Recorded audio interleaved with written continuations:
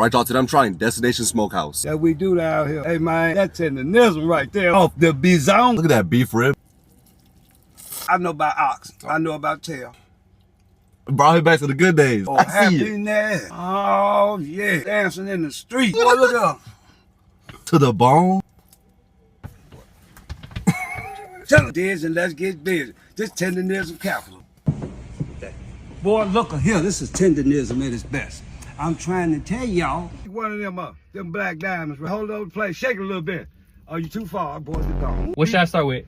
Tendernism. Hey, man, just pick it up, man.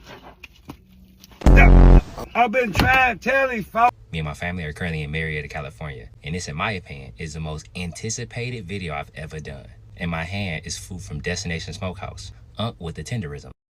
My whole mission today to see, in my opinion, is the food actually tenderism, or do I just love watching Unc? Let's find out together. I got it, let's try it, and ready 1 through 10. We're gonna start with what I came here for, the beef rib. I didn't touch it, I didn't do nothing, this is how it came. To me, it looked like it's sliced. It looked like they slit it straight down the back. Oh yeah. This thing ain't going nowhere. The most important is how it tastes. Let's see. It's very smoky. I think it could definitely be more salt added to this. You see what happened? You see what happened? They done changed Unc's recipe. They changed his recipe. But right now, I just taste smoke and a lot of peppercorns, which is a very good plus. It's juicy. You see it's all on my beard. It's all on my lips. On top of there. That barbecue sauce is sweet, and I think exactly that's what it needs. Again, a little more salt would take this a long way. But as is, I'm at a 7.5 out of 10. Note, this is a key point that Keith Lee is making. Salt. Flavor. We're talking about flavor.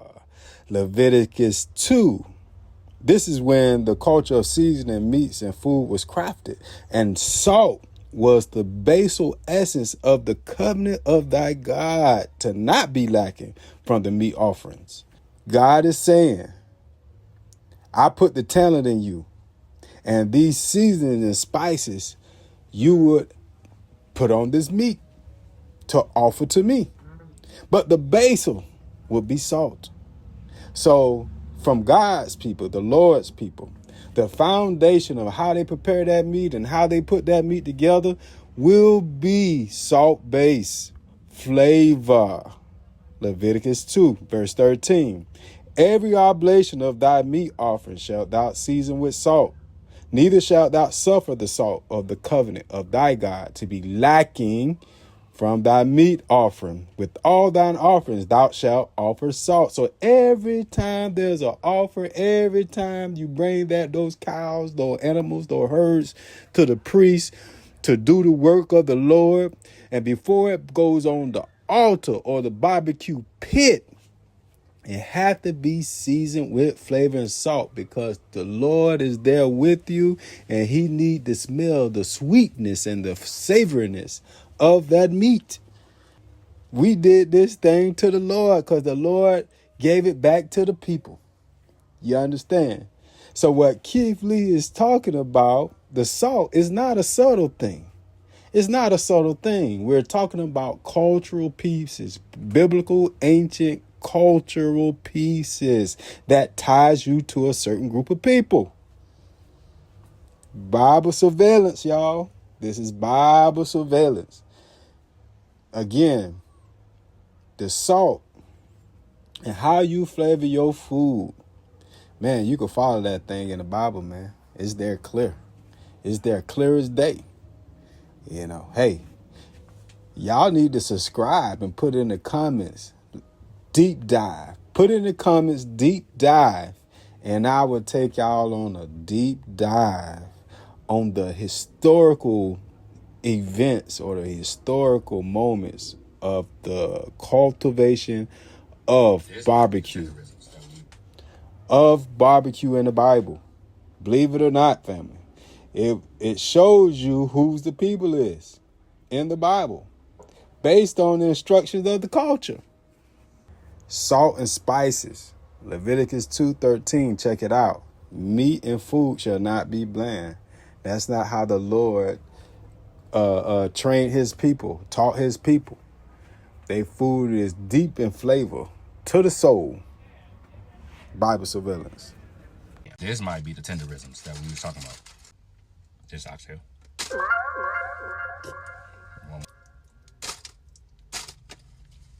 It's tender now. Now that's tender. That's the meat.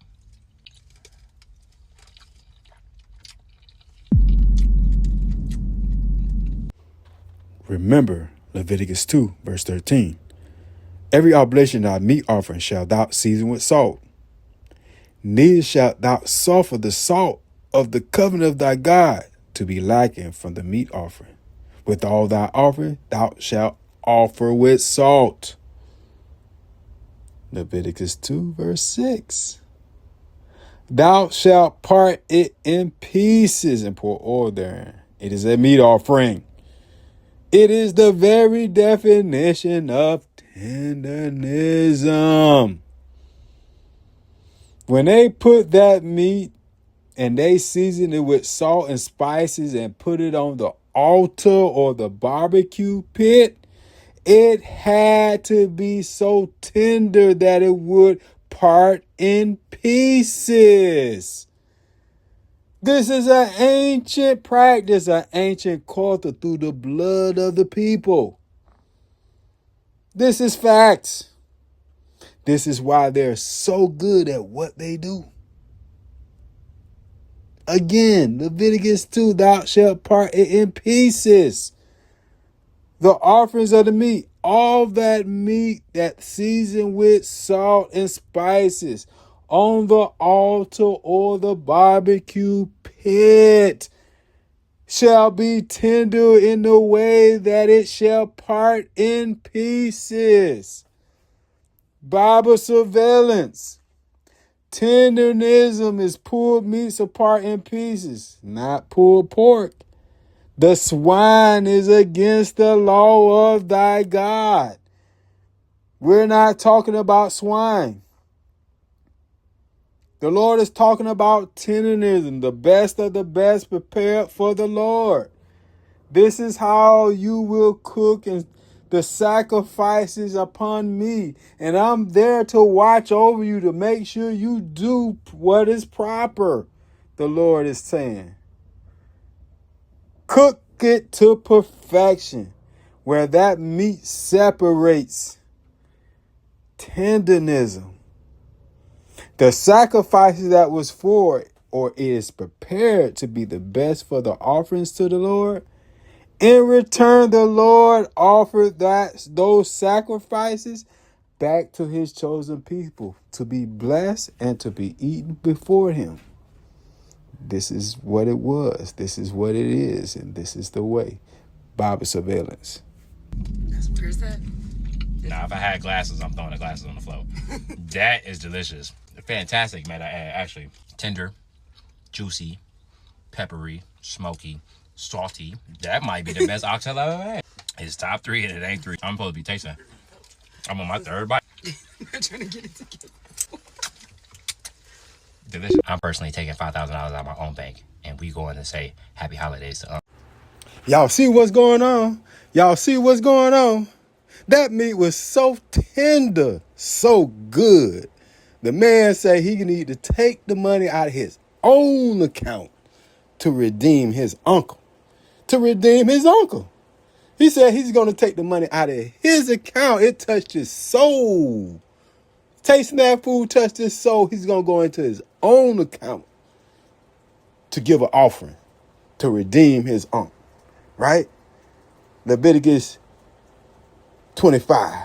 Either his uncle or his uncle's son, the nephew, may redeem him, or any that is near of kin unto him, of his family, may redeem him, or if he be able, he may redeem himself. So imagine that this offering, this redemption that Keith Lee is going to bless the uncle, right?